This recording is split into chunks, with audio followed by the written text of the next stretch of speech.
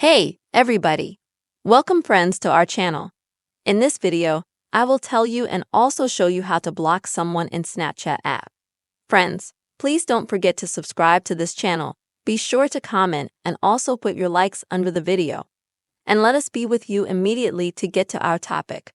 So friends, please open up the Snapchat app on your device and then go to the chat section at the bottom.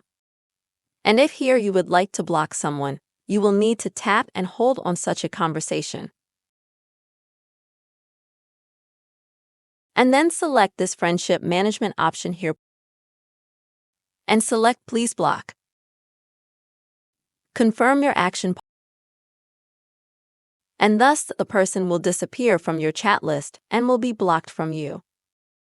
That's how quick and easy, dear friends, you will be able to block any person in the Snapchat app. I really hope this video was helpful to you. Please don't forget to put your likes, write comments, and also please subscribe to our channel. See you soon, friends.